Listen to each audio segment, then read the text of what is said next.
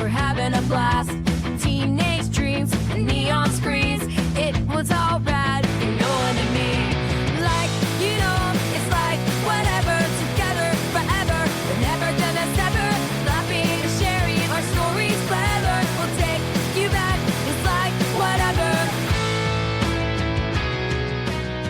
Welcome to Like Whatever, a podcast for, by, and about Gen X. I'm Nicole, and this is my BFFF, Heather. Hello. So we have to start this week with the sad news. Sad. Of I'm the very passing sad. of Catherine O'Hara. So sad. So sad. She was so young. It was so unexpected. I love her. Love her. Beetlejuice. It's amazing what she's been in. Like, I thought about writing something up for her, but there's been so much stuff out there about her, and there is so much stuff about her. She was amazing. I know. And she was everywhere. And it was my week, and Nicole was like, "Hey, you get to do a tribute," but I already had something planned that is kind of timely. So yeah, that's all right. I mean, like I said, it's been everywhere. I'm sure everybody's heard all the really good stuff about her, and I mean, Schitt's Creek is. Yeah, so that was my way of honoring her. Schitt's Creek is just one of those shows I never got to. And, you know, through the years, I've had numerous people say to me, you of all people would love Schitt's Creek. I can't believe you don't watch it. And I just never did. There was no excuse. So I started it the night she passed away. And oh my God. It's hilarious. It's so good. She is amazing in it. They're all amazing. Yeah. The brother and sister kill me the way they talk to each other. David. Yeah. And then did you know Twyla, the waitress, is a Levy also? Yeah. I mean, I did. Everybody probably knew that, but I just started watching the show. Right. So I was just kind of flipping through the script to see who everybody was. And I was like, whoa, another Levy. Yeah. So, yeah, but very heartbreaking. Sally. She did so many voices, so many cartoon voices. It's amazing. Yeah. And then even like back before our time, all the what do I want to say? Like sketch play and stuff that she did, all the ad lib kind of stuff. God, she was just a genius. Right. Like so funny. So yeah. And the way that Hollywood has just been devastated by it, I think she was really a good person too. I think so. Like, yeah, a lot of people are really, really upset. Of course, Macaulay Culkin was the worst with his post. Yeah, it's very sad. Yeah, so we just wanted to mention her to start out with. But then also this week, have you heard about Savannah Guthrie's mom? Yeah. Isn't that crazy? It is crazy. They came out today and said there was blood on the scene, which I figured because they've been saying very, very, very little. Yeah. But they said it is a crime scene. And she did not leave of her own accord. And I was like, if it's a crime scene, there's blood. Yeah. I watched enough true crime to we tell know you. Our true crime. But it's so sad. Like, she's like 80-some years old. Well, we were just talking about it before. And around here, there's been an uptick in family members killing their elderly family members. Yeah. I don't know if it was because they got trapped inside with the ice and they just could. I don't know, but there's been in this area, 2 or 3. Wow, in the last like 3 or 4 days. Yeah, cabin fever is a real thing. It is. I know. Sometimes I want to be like, oh. It is crazy around here. We are back together in person. Yes. Up where I live though, it is still bad. Like. Luckily today it got above freezing for the first time in 9 days. Yeah. So that to see like actual puddles on the road is like, yes. Yeah. Supposed to freeze tonight though. I know. I know. It's weird how we get into a pattern. So here on the mid-Atlantic, especially this close to the Atlantic Ocean, Delaware is kind of protected from everything. You know, hurricanes and everything because we're like tucked back and we don't really have. So we're in a weird spot. It's funny. I was thinking that on my drive down here. I was like, we live in such a unique place weather-wise. Yes. We're surrounded by water pretty much. You know, the Chesapeake behind us, the Delaware in front of us. So that really plays a factor in our weather. Like kind of like, you know, lake effect snow up in around the Great Lakes. Here, it keeps us from having that kind of thing. Or it socks us in. There's no in between. So we'll get into one weather pattern and it'll just do it the whole winter long. Yes. We'll have the same exact thing happen week after week after week. Yeah, I mean, that's true. The weather folks come on and they're like, well, basically the same thing has been happening. Yeah, and we lucked out this past weekend with that storm. Again, living by the water.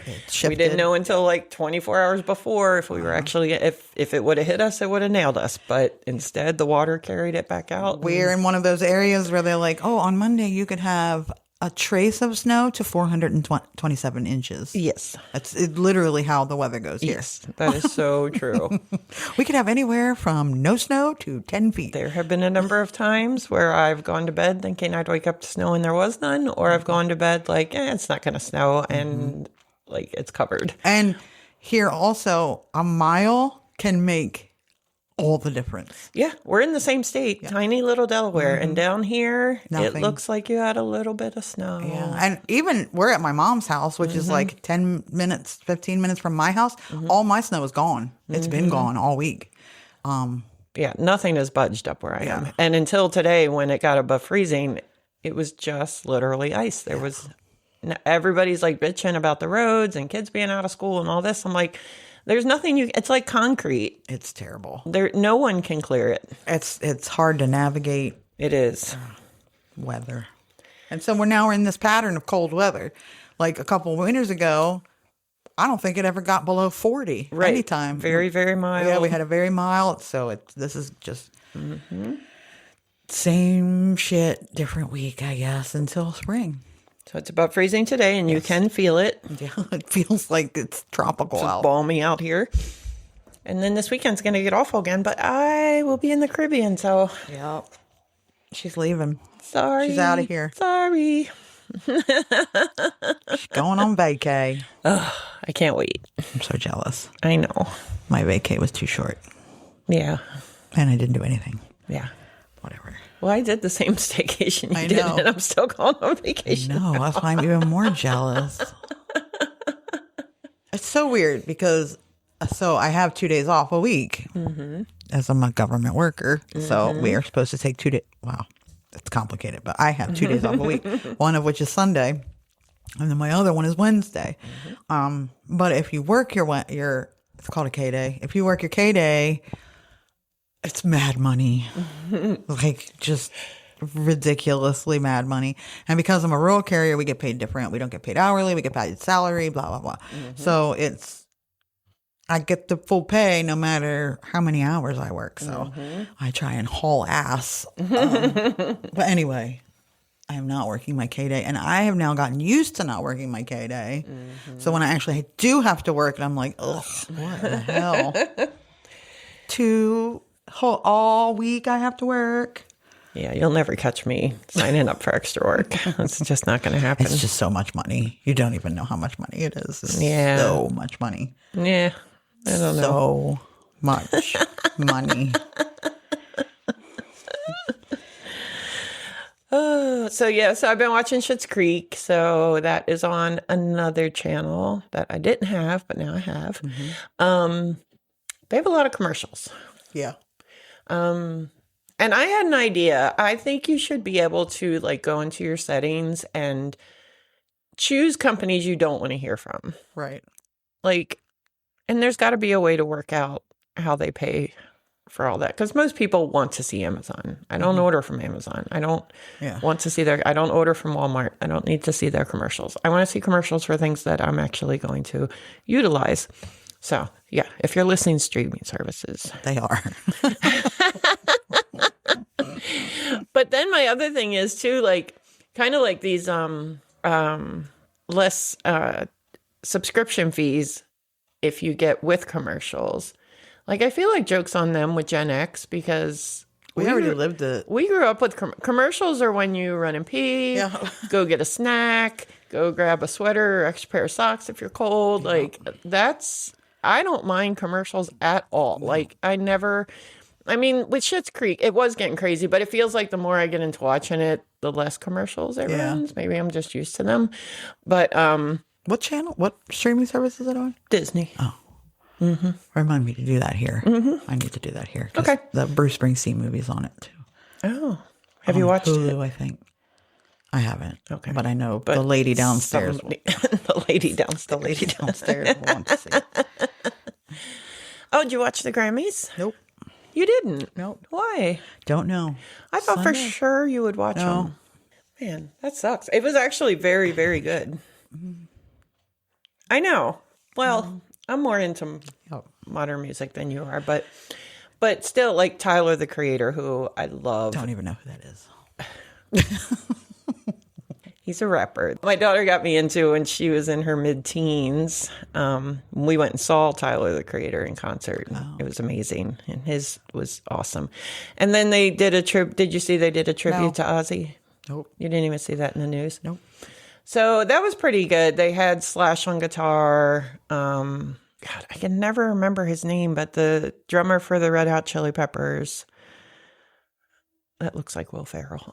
Yes. But I can never remember his name. I can't remember his name right now either. And they had Post Malone sing, and you would be shocked how good he did. Sharon, the kids, everybody was bawling. They were all there. Did they sing Mama, I'm Coming Home? Good. No. Shit, I can't remember now. But he did an excellent job. I thought that was good. Maybe I'll look for it. I don't Your know. boyfriend was in the audience.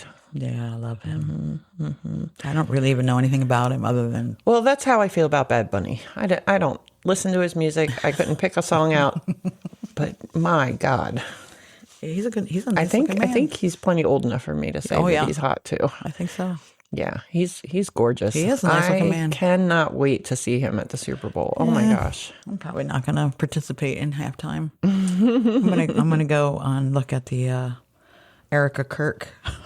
Oh, I was gonna say if you don't want to watch the Super Bowl one, Kid Rock's gonna and some country singers I've never heard of before in my life. Yeah. Yep, that's what I'm gonna do. Yeah. All right. No Puppy Bowl. Nope. Fuck them puppies. I'm gonna watch. You're going them. right for the halftime show. Yeah. Yep. Yeah. That's I gotta give Erica Kirk more money because she probably needs it. You know. Oh dear God. Yep. I almost said something I really shouldn't, so I'm glad I caught myself. That's what editing is for. Sometimes I forget that we're mic'd, and I just think it's you and me talking. Yeah. But I caught myself. But other good news, the dad and the little 5-year-old boy that's been in federal prison. Yeah. With a little hat. God, that child. Jesus. That doesn't rip your heart out. I know. But they're home. People have no hearts. They're home. Good. Finally. There was a lady here in Salisbury that got detained, and her son died of cancer while she was in there. Oh. Yeah, and then they let her go. Yeah. You almost made me start crying when you I'm said so sorry. Yep. this shit is awful. I used to think this when I was in school when we were learning about slavery. Like, how can anyone see someone as so much less than them?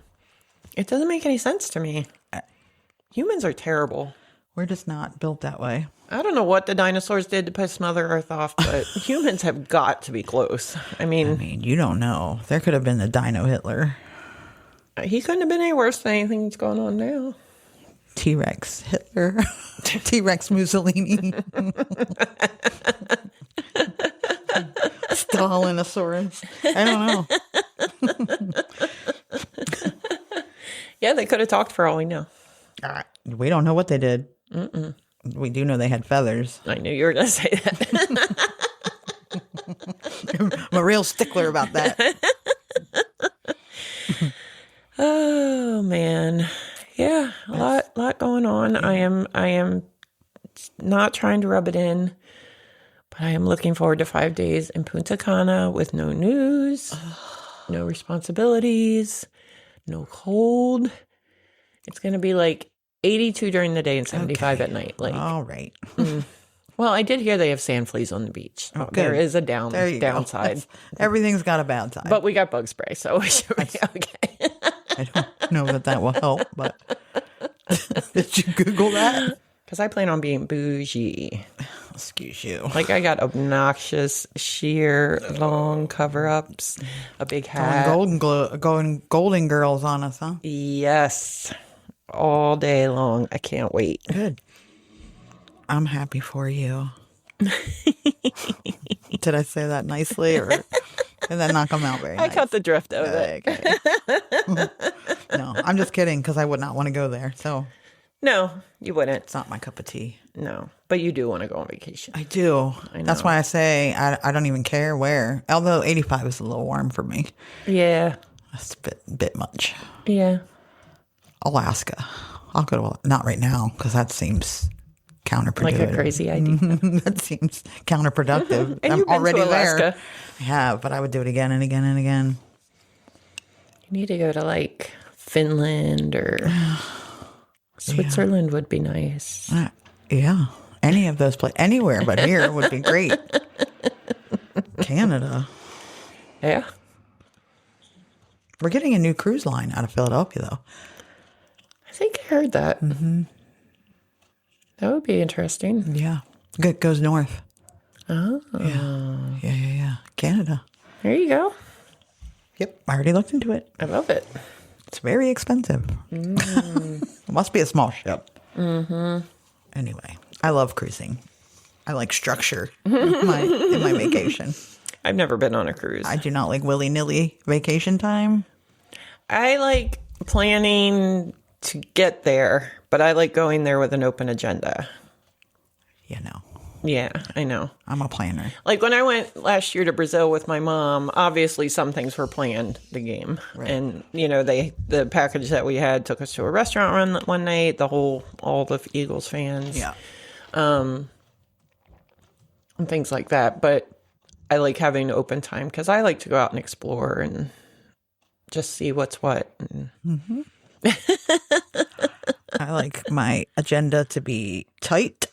I do schedule in this for my sister because she has told people that I'm the only one that when we go on a family vacation, literally no one else is like, oh, whatever, what is that? And no, I have it all ready to go. And I will make the announcement in the morning. Mm-hmm. Today, I mean, usually it's a Disney trip. So it's like today we will be going to the Magic Kingdom because it opens early and we can go da da da da da. And everybody's like, whatever. And that's why and nobody plans because they're like, well, she got it. So Yeah. But I do schedule in free time. She told somebody that once. She was like, oh, yeah, she plans the whole thing. And they're like, oh, that sounds like fun. And she's like, oh, no, she schedules in free time. Now, this is the time where you can do whatever you want for the next 45 minutes. Be sure to meet us back here. Yes. I should have been a cruise director. I'm hoping to get sleepy in the mid-afternoon and go back to my room and leave the doors open and let the breeze come through and take a nap. I'm not a napper, so that's probably not going to happen. But I have trouble napping. yeah, especially there, because the reason I can't nap is because I'm laying there thinking of other things I could be doing instead of napping. And down there, for sure, I'm going to be like, why am I laying in this bed when I have all these cool things around me? But we'll see. But that's the vibe I want to go with, is that just relax. Yeah. So we'll see. So, like, share, rate, review. Please. You can find us wherever you listen to podcasts. All the places. All the places. You can find us on all the socials. All of them. And like, rate, review there too. Like, I'm trying, man. Yeah. You can find us at our website at likewhateverpod.com. Yep. You can email us at likewhateverpod@gmail.com. Yep. Was that it? Yep. Okay. Hey there, Like Whatever Gen X friends. Pat Green here. Do you remember making mixtapes and cruising to the mall with your friends? My new novel is all about that 80s feeling. In Hearts of Glass Fade Away and Radiate, I weave a story of first love and found family in late 80s suburbia. You meet teens, Ford and Cassie, at their local mall, facing heartbreak and healing together. It's a bit like a John Hughes movie wrapped in an 80s soundtrack, both nostalgic and heartwarming. I poured all of those big emotions into these pages. If you crave the warm nostalgia of mixtapes and mall dates, this book might feel like your own high school story. Head to patgreenauthor.com or barnstormerpublishing.com to grab Hearts of Glass in ebook, audiobook, or paperback. I'd love for you to join Ford, Cassie, and the whole gang. Consider it a trip down memory lane with a story you won't forget. Stay totally awesome. Stay true to you. So, because the Olympics start, I believe, Friday to the day this is airing, dropping, whatever happens with podcasts. Yeah. Go America. Yeah, America. So I decided that today we will fuck around and find out about Tonya Harding and Nancy Kerrigan. Yes. Yay. I did actually know this one ahead of time, and my roommate always asks me like what the topic. She knows that you don't tell me ahead of time, but she can't keep track of whose week it is. And I was like, no, I actually know this week. And I was like, it's Tonya Harding. And she was like, I know what she did was bad, but I always just really wanted to punch Nancy Kerrigan in the face. I was like, alrighty then. Yeah. Yep. Alrighty then. All right. So the Harding Kerrigan, Britannica.com, ESPN.com, and the New York Times. Okay. And Tonya. Okay. Yeah, The movie? The movie. Okay. Tonya Harding, Nancy Kerrigan scandal occupies a central place in the late 20th century American cultural history, occurring at the intersection of elite athletes, class tensions, and the rise of tabloid media. The incident transformed two skaters into enduring cultural symbols. The attack on Kerrigan on January 6, 1994, and the subsequent investigation into Harding's entourage reshaped public perception of figure skating and influenced media practices for decades. Tonya Maxine Harding was born on November 12, 1970 in Portland, Oregon. She grew up in a financially unstable household marked by alleged physical and emotional abuse. Her father worked a series of odd jobs while her mother, Lavana Golden, sewed her skating costumes and struggled to support the family. Harding began skating at age 3 under coach Diane Rawlinson and dropped out of high school to pursue the sport full time. It's really cool that her parents didn't have the means, but they did what they could to try. I mean, it's not cool they abused her, but no, at least they were trying to help her. I don't know. Parents are weird. Yeah. So her early life included hunting, auto mechanics, and she would drag race. Sounds about right. She claimed long-term physical and psychological abuse from her mother, which her mother partially acknowledged. A turbulent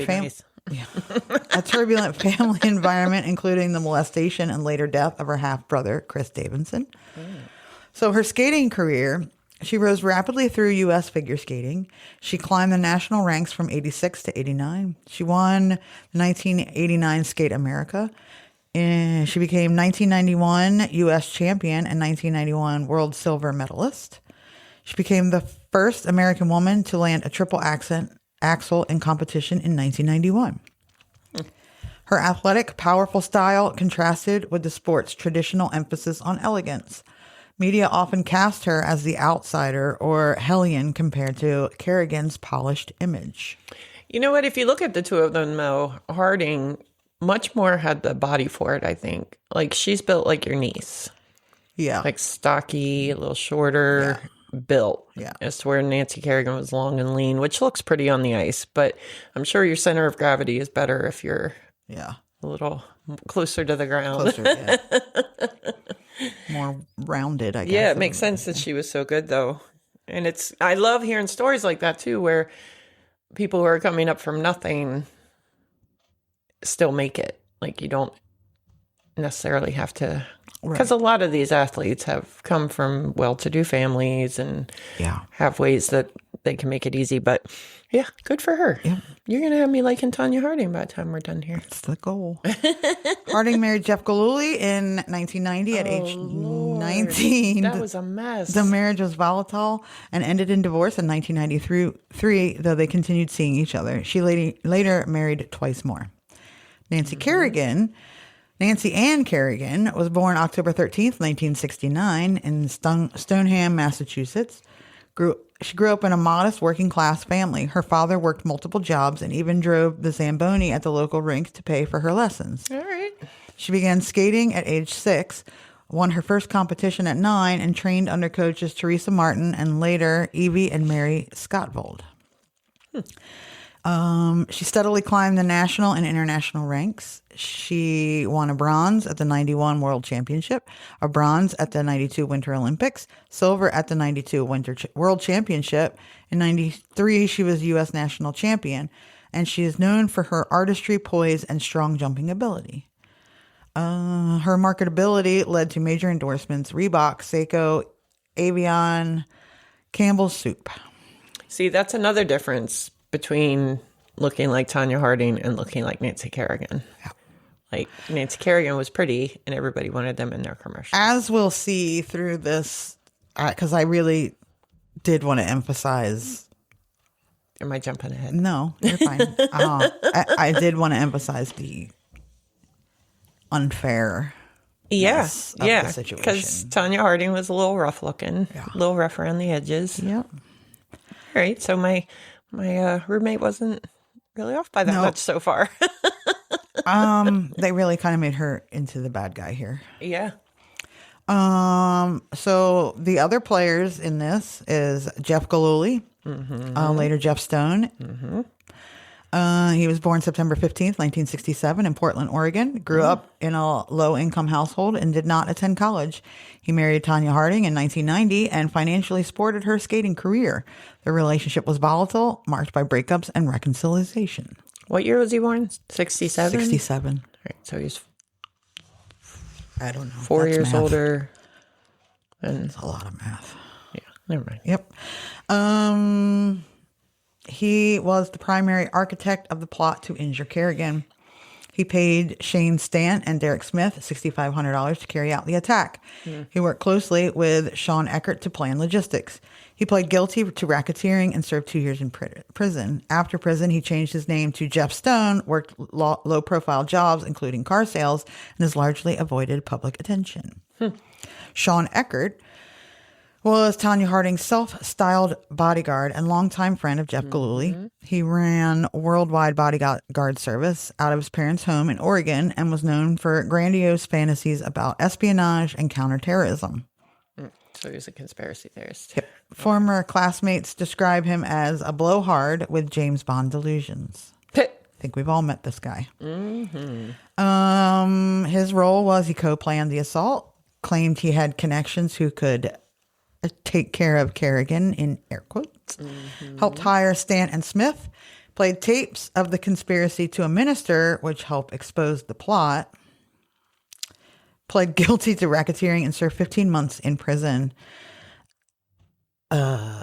So, yeah, I was going to say something, but I don't remember what it was now. Oh, if you're going to commit a crime, maybe don't have so many people involved because they will rat you out. They will. And man, I was watching a true crime story recently, and I know I'd like to tell you, well, you already know it all, but things to not do when you murder somebody or things to do when you murder somebody. And I had one this weekend. Now I don't remember, but when I think of it, I'll bring it up. Okay.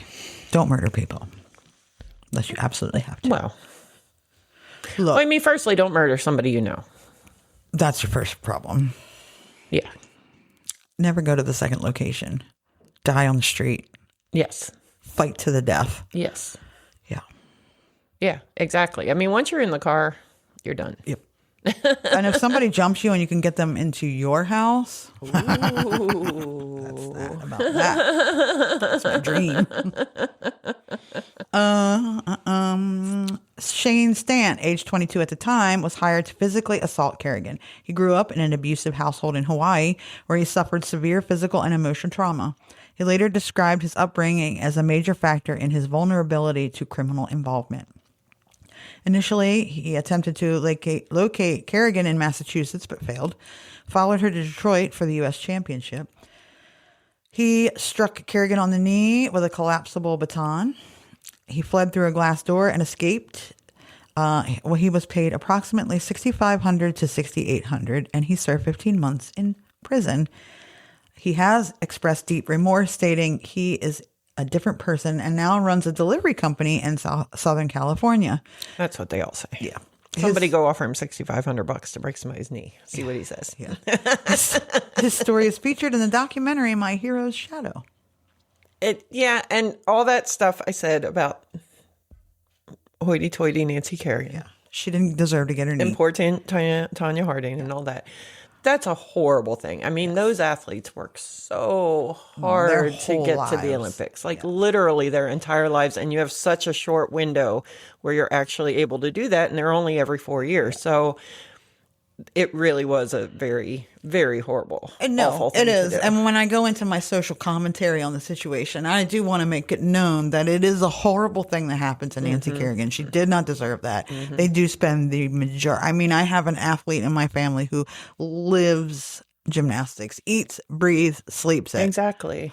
And has her entire life. And could have potential to make it to the Olympics. If she had tried, hold on. Yeah, I was going to She say. broke her elbow a couple times. So. Well, and that's it. Like her dream was kind of shattered with things that went wrong with her body. And she also became a teen and had better things to do. She got a boyfriend and all that. Yeah.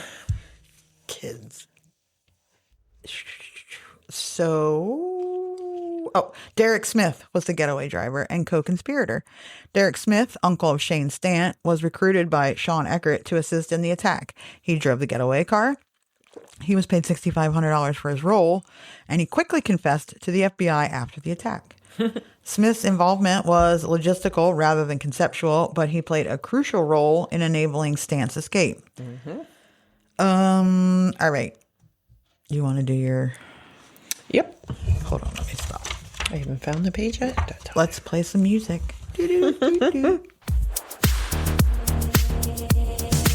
Because Larry cured to your light, we're laughing through her teenage plight.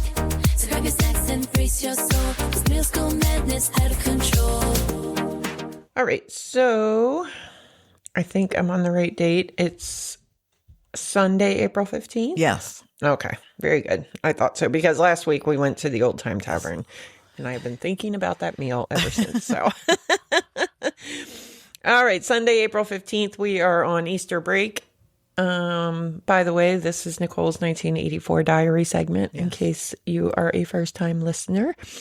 All right. So today we got up and we had breakfast. And when I woke up, my brother and sister were playing Go Fish on cards. Oh. I don't know how she would play it, but after breakfast, Not then. You can't play it on the me interwebs. and my stepbrother played cards, and I told you about them cards, man, with the kitty faces. Yeah. And we each took a bath. Today we had to go home, so after dinner we loaded the car, and about 15 minutes later we left. All right. Yeah. We went to pick up Cleo at the vet. So when my dad and stepmom, when I was 11, obviously, they somehow came into possession of these two beagles. And one of the beagles was pregnant. And I don't remember if because animals have a tendency to find my parents because they are very, very animal friendly. Your parents had beagles when I met them. They were probably the same. I was going to say they were so old. in 84. No, because it was like 90. It was 92. 8 years later. Yeah. That's all. Yeah. Yeah. They had Theo and Cleo. I don't remember their names, but I remember they had beagles. Yeah. So I guess there were actually 3 of them because, man, she probably got them from somebody at work. Like they are such softies for animals. Because I remember there being 3 because there was Theo, Cleo, and Bo, as in B-O. And somebody adopted Bo and they kept Cleo and Theo, and Cleo was pregnant. So I have to tell you that because next is she had 8 puppies. Oh. Let's see. And wait, she had 8 puppies and died. I don't think she died. I know some of the puppies died. I cried. And when we got back to the yellow house, I cried a little more. Me and my sister had a snack, watched TV, and went to bed. But I know Cleo didn't die. Because you met Cleo. I mean, Cleo and Theo got old. I don't remember what the names of it. I must have meant to write the puppies because I remember that some of the puppies died. Well, that was a sad turn of events. I know. Way to bring us Diary down. really let us down this week. Sure. It goes with the theme, though. Yep. Kind of morbid. Yeah. Sad. Yeah. So that's this week in my diary. Okay, let's go back to 94. Yes, please. Before Detroit, Stant attempted to locate Kerrigan at her home rink in Stoneham, Massachusetts. It's super creepy that this guy stalked her too, like all over the country. Yeah. He was unable to find her schedule and abandoned the attempt. Stant and Smith then traveled to Detroit, where they surveilled the arena, identified entrances and exits, and tracked Kerrigan's practice schedule. Their goal was to injure her enough to prevent her from competing in the championship and the Olympics. Oh, look at that. We're just a few minutes. I put in here, tell Nicole to do. Damn, I was like a paragraph too early. Son of a bitch. Nancy Kerrigan competed her on-ice practice session shortly after 2 p.m. She left the ice and walked through a narrow corridor behind a curtain toward the dressing rooms. The area was accessible to coaches, athletes, and credentialed personnel, but security was minimal. Shane Stant waited in the corridor, having gained access by posing as a journalist or photographer. Accounts differ, but he carried a camera case to appear legitimate. He positioned himself near the exit route skaters used after practice. He carried a 21-inch collapsible baton, chosen because it could be concealed and quickly deployed. At approximately 2:35 p.m., as Kerrigan walked past the curtain, Stant approached and struck her once on the lower right leg. His stated intention was to break her landing leg to prevent her from competing. The blow caused Kerrigan to fall to the ground, crying out in pain. The moment was captured on video by camera crew preparing for interviews, and her anguished cry. Do you remember what it was? Why? I was going to say me? that. Yeah, and it's funny because while you were reading that, I was like, I swear that was recorded on video, but am I just remembering that, or have I seen reenactments of it? But I swore, because even when you said the right knee, I was like, yep, I can picture the whole thing, her standing there, her coming up and whacking it. Like, I remember the whole thing. It became one of the most replayed clips of the decade. Mm-hmm. And that was before social media. Yep. So she was helped by coaches and event staff to the medical area. Medical personnel quickly arrived. She was taken to a training room for evaluation. It was determined she had no broken bones, but significant bruising and swelling. She was forced to withdraw from the competition. it was very well planned out, though. Stant's flight from the scene. He ran down the corridor. He attempted to exit through a locked glass door and shattered it with his shoulder. Nice. He escaped the building and met Derek Smith in the getaway car. The two drove away from the arena and left Detroit shortly afterward. Because the attack occurred at a major national sporting event with cameras already present, news spread instantly. The footage of Kerrigan crying on the ground aired repeatedly on national television. Within days, the FBI received tips linking the attack to Eckardt, Gillooly, Stant, and Smith. Every time I see Gillooly, I know what his name is. I know how to say it, but looking at it, it just looks weird. Yeah, it's really hard when you're doing this podcast and reading a script to get a name right. Yeah, and you're like, I know it's Gillooly. I know who he is. Yeah. Eckardt, known for bragging and exaggerating, had told multiple people about the plot. One of them contacted the authorities. That's what I'm trying to say. If you're going to commit a crime, you got to do it by yourself, because other people will rat you out. They will. Especially if they get brought in and think they're going to get in trouble. Psh, fuck that. And that's my thing about like all these conspiracy theories involving the government and blah, blah, blah. How can you keep that many people? Like September 11th, there's no way you can keep that many people quiet. Yes. The moon landing, there's no way you could keep that many people. Yep. No way. Yep. Look at the aliens. People come out all the time saying, yeah, they went. Yep. Mm-hmm. It's because you can't, it's impossible to keep that many people quiet. It is. You're right. Anyway. But he was also the hitman, which is the OG person's stupid move. You never pay somebody to do it. You gotta do it yourself. Yep. Yeah, because again, If you want something done right, you got to do it yourself. but again, once they're gonna get in trouble for what they did, but if you can get in less trouble by saying somebody paid me to do this, you're good. Yeah. Eckardt confessed first, providing detailed information. Stant and Smith were arrested and admitted their roles. Gillooly eventually accepted a plea deal and implicated Harding. Harding denied prior knowledge, but later pled guilty to hindering prosecution. Harding did win the Nationals, with Kerrigan unable to compete. She won the U.S. Championship. Kerrigan recovered in time for the 94 Winter Olympics, where she won silver. Harding competed amid intense scrutiny and finished 8th. I do remember she did not do well. I do remember that. Well, part of that has to be Your guilt. psychological. Yeah. And you're not in a good space. No. So maybe you haven't gotten to this part yet, but did Harding know that they were plotting to do this? Or is that, are you not there yet? I'm not, no, because now I go into social care. No. I don't know that she's ever said one way or the other. She pled guilty, but that could just be because they had enough. I feel like she'd have to know. Like, why would her husband do all that if she didn't want it done? Unless she... Like, what does he care if she wins? Yeah. And where'd the money come from? And Yeah. I don't know if maybe it was like we should do that. And then just everybody else took it seriously because they thought maybe she would get more money if Kerrigan was out and she won something more deal. I don't know. Who knows? I mean, that's another thing about crime that I've learned with true crime, murder, and all the rest. Like, what do you think's going to happen? Like, a lot of these people do these crimes. I'm like, where did you think this was going to end up? Especially husbands.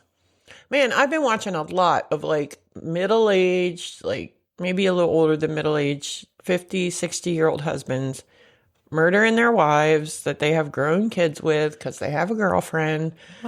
And you know they always look at the husband first. Like, even if you didn't do it, they're going to find evidence that says you could probably have done it. Yep. The Murdaugh murders. I mean... That dude. Man, that dude. That is just decades of being able to do whatever the fuck you want and getting away with it. It's sickening. Yeah. Not just decades, like just generations. Oh, it was generational. Yeah, because his family going back like 6 or 10 generations were the judge for that town. Like, you are untouchable. And those kids acted like it. Yep. My last podcast on the left just did a 3-part series on the Murdaughs. Yeah, the thing that pisses me off the most about that is that poor little girl that lost her life on that boat. Yes. Because that kid was being a drunk asshole. Yes. Did you know that? Oh, my last podcast on the left is on Netflix now.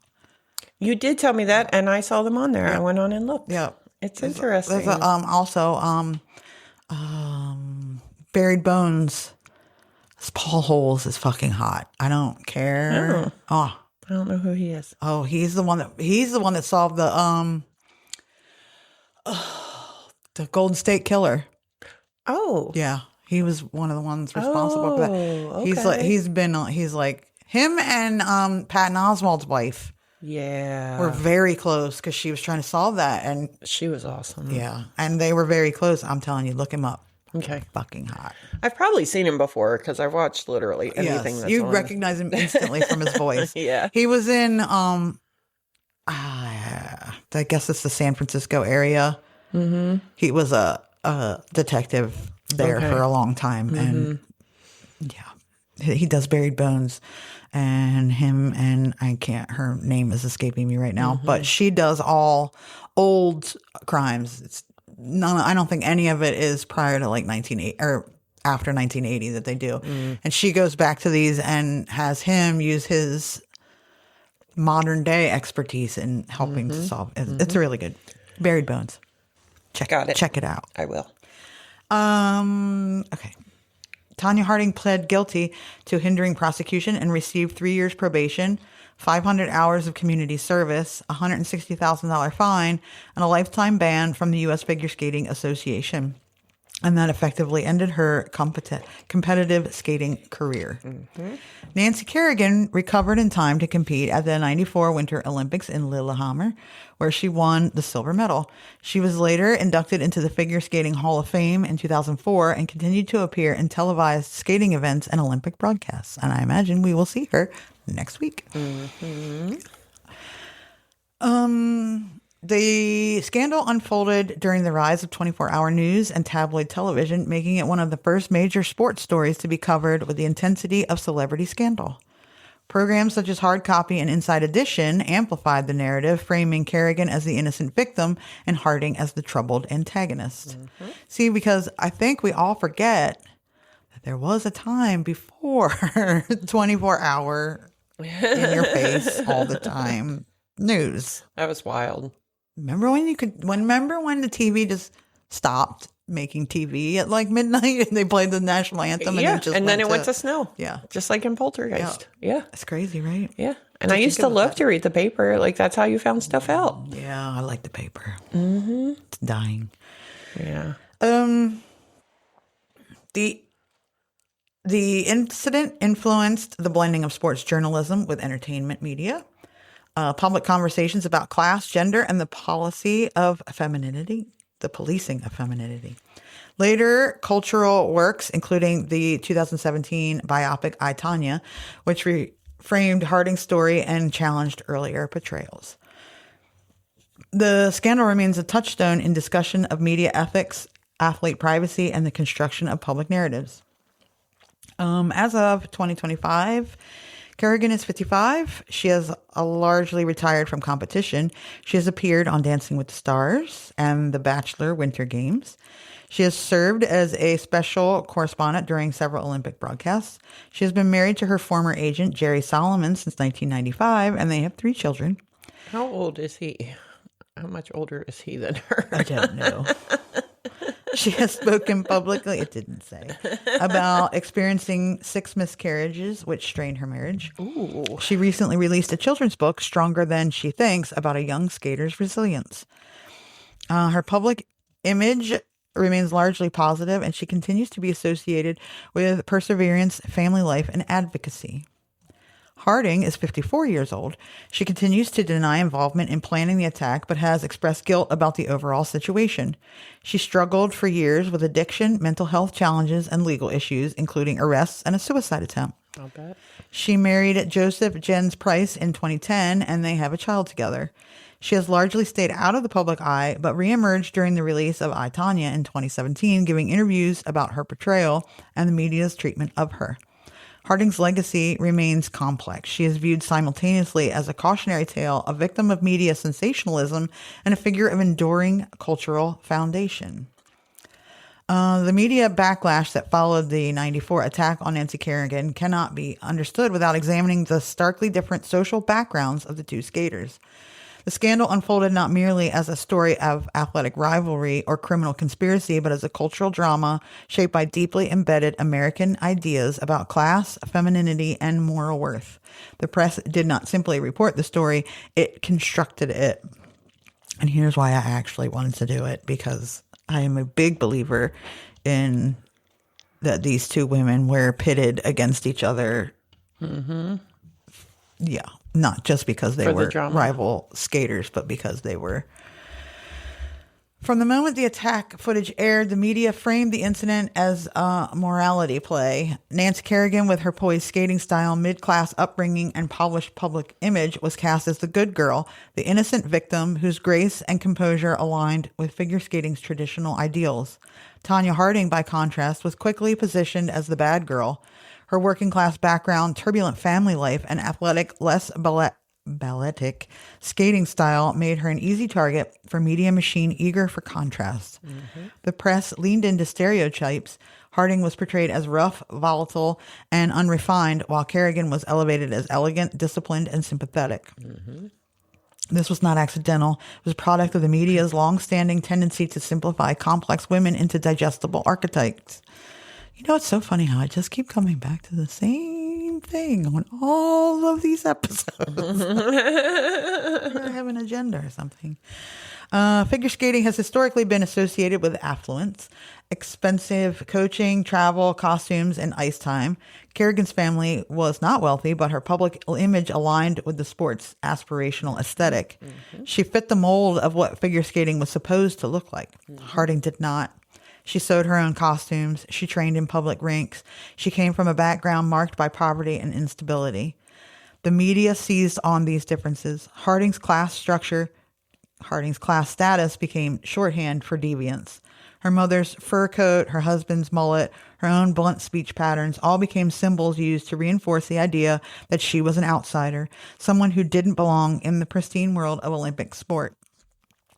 The backlash against Harding was not only about the attack, it was about her perceived violation of figure skating's unspoken class code. In the early 90s marked the rise of tabloid television, hard copy, Inside Edition, A Current Affair. These programs thrived on sensationalism, and the Harding-Kerrigan scandal was their perfect storm.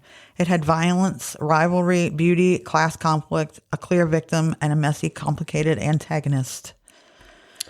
Yeah, it is really sad that, because she had to work like 10 times harder than everybody else. And that's what to I'm get saying. in. And then for that to be used against her, like how she overcame this. And it is true, because they did play her before this even happened. I mean, she should have been the, Like, wow. Yeah. Look how far she came. She came. She did it on her own. She came. This is what Natural talent. You should exactly. Born to do it. You should strive to do this. She had Anybody a goal. can do it. She did what she needed to do to get there. And unfortunately, she wasn't. She was portrayed as the loudmouth bad girl that, Right. and it's. Yep. And by the way, I looked it up. He's 15 years older. She was 25 and he was 40 when they got married. Well, that happens. It just sounds like a person of power taking advantage of somebody younger than me. But I mean, yeah, Yeah. The media's hunger for spectacle, but the nuance disappeared. Harding's background was mined for ridicule. Kerrigan's pain was replayed endlessly. The scandal became entertainment, not journalism. The tabloidization shaped public perception for decades. The backlash also reflected gendered expectations. Figure skating demands a specific kind of femininity, graceful, delicate, composed. Kerrigan embodied this ideal. Harding did not. Her athleticism, strength, and bluntness challenged the sport's norms. The media punished her for it. Harding's femininity was scrutinized, mocked, and contrasted with Kerrigan's. The scandal became a referendum on what kind of woman the public was willing to sympathize with. In the years following the scandal, Kerrigan largely retained her public goodwill. She continued to appear in Olympic broadcasts, reality shows, and public events. Her narrative remained one of resilience and grace. Harding, meanwhile, struggled with poverty, addiction, and public scorn. Her attempts to rebuild her life, boxing matches, odd jobs, small media appearances were often treated as punchlines. Only with the release of I, Tonya in 2017 did the public begin to reconsider the media's role in shaping her downfall. The film highlighted how class bias, domestic abuse, and media sensationalism contributed to Harding's vilification. The backlash she endured was not simply about the attack, it was about who she was allowed to be. The Harding-Kerrigan scandal is remembered not only because of the violence, but because of the way the media transformed it into a cultural parable. The backlash against Harding was amplified by class prejudice, gender norms, and the emerging tabloid culture of the 90s. Kerrigan and Harding were not just athletes, they became symbols onto which the media projected narratives of innocence, ambition, deviance, and class. The story endures because it reveals as much American society as it does about the two women at its center. Boom. Yay! Stop pigeonholing people. Yeah, which can be said for so many stories, so many scenarios, so many people. But this is a perfect example. And it really was the start of hard copy, Inside Edition. And I'm sure Tonya Harding did hate Nancy Kerrigan. I mean, if you really, there's also not that. But it was inspired by the way the difference in the way they were being treated. She probably didn't hate her personally. It's just the idea of her. Yeah. I mean, I don't know how much she had to do with it. I really don't. I'm sure she had to know something. I just can't imagine she didn't know. Yeah, I don't feel like there's any way she didn't know. Maybe they talked about it casually and the husband was like, I'll take care of it. And she was like, all right, whatever. Yeah, And it just didn't occur to her, or I don't know. yeah. But I liken it also, the media, when Carrie Strug, completely different sport, I get it. But when Carrie Strug hurt herself, she was, because she continued on and she really shouldn't have. But she was pushed to do it. But she's cute and she's, blonde and she's just a cute white girl. Meanwhile, Simone Biles removes herself from a competition because she knew she wasn't mentally into it and that she could hurt herself if she didn't also, and she got a lot of shit for it, like just drugged through the media because she's not cute. Oh, she is cute, actually. She's really cute, but she's not a blonde white girl. Cute. Yeah, she's not a blonde white girl. Right. What she did was remove herself from a competition in which she is judged on a different level than everyone else because of who she is. So she removed herself because in the team competition, your scores affect everybody. So when you drop out, you're no longer affecting them. So the fact that her scores have to be higher because of who she is and how they would judge her. But she got raked across the coals for it when actually she was sacrificing herself, and it was her mental. It's the same shit. Yeah, I love that mental health is being brought to the forefront more, but we do need to work on it like so much more. We just need to learn how to deal with women athletes. Yeah. I think you can be cute. Some of you can be cute. Some of you are cute. My niece is fucking cute as a little bug in a rug. She's a powerhouse. She will kick your ass 6 ways to Sunday. She is probably capable of killing you without even thinking about it. So she's got both, but not everybody does, and it's we need to stop. We need to stop pitting the cute one against this one, and well, this one they're all women, they're all in it together. But unfortunately, that's life everywhere. It is. If you're pretty in life, you're going to have an easier time. It's the pretty privilege. It is. And if you're pretty and white, you got the pretty and the white privilege. You know what is the ultimate pretty privilege of anything, and it's the best way to describe? White men? No. Pretty privilege, when a moth flies at you, you freak the fuck out and kill it. When a butterfly flies at you, you're like, oh, look at that, it's a butterfly. It's the perfect example of pretty privilege. Yep. So if you ever need to use an example, you're welcome, because it is. It is. Butterflies are pretty, so we let them land on us. Moths are ugly, so we were like, ooh, gross. Yep. You are 100% right. They you both could come say from that gross-ass with worms. rats and mice versus guinea pigs. Yep. Like, they're cute. Rodent. Hamsters, they're cute. Because they don't have no tail. That's so super cute. I had so many hamsters as a kid. Me too. And they would always break out of their cage. Yep. Did yours break Yes. out? I don't know how. He would get out. Well, here's the best part. He would get out and he would go into my closet and he would leave food there. And then he would come back and get back in his cage and sleep in the little corner. He would just get out and move food. He was preparing for next time. I guess. For when he does his big escape. It was a prison break. Yep. Henry. His name was Henry. I know. I lived in a bi-level house. So we had the double stairs that went down into the basement. And my bedroom was in the back of the other end of the house. He would get out. He would get through the whole house, go down all the steps, and hide in the basement. I don't know how I found him down there. Like, I think he wanted to be found. But I think they do. But he would always be down in the basement. I'm like, did you roll down the steps and then you were just stuck? Like, I don't know what happened. They just like to go on adventures. And you know what else? I have a lovely bird. I know we all know about my bird. I love my bird. She's cute. She's just the cutest thing. Turkey vultures, ugly as fuck, and I would not want one. Well, you know what? That's the thing. That is another good point from what you said. bald eagles and vultures are essentially the exact same bird. Yep. They just have different heads. Yep. And ever since I've heard that, the funny thing is I appreciate vultures a lot more.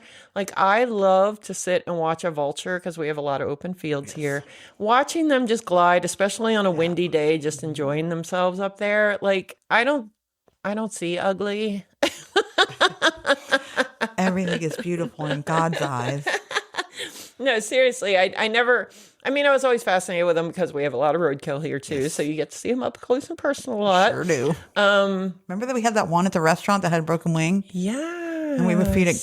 Shouldn't feed things, but we did. Yeah, but I've always thought they were pretty cool. But now I actually see them as pretty and elegant. Like, if you watch them fly, they're very graceful. They're a little unnerving when they come out in the morning and they sun themselves. Like, I love that when they put their wings out. Wings out. Okay, so right behind my mom's house, there's this big bay, and but she's like back in its wetlands right here. I guess this is where they sleep. There's a tree over here that, when I lived here, when you get up early in the morning to take the dog out, there's probably like 50 of them to 75 of them in the tree, and they're all sunning themselves, trying to get cold, trying to get warmed up. It's a little unnerving. I saw one on Route 1 the other day up on one of the real tall light poles, and he was sitting right up at the top with his wings just full. I was like, man, do you? They're big. They're big birds. They're huge. Yeah. But that's, again, pretty privilege. Yeah, exactly. Bald eagle's our national bird, and everybody hates vultures. Yeah.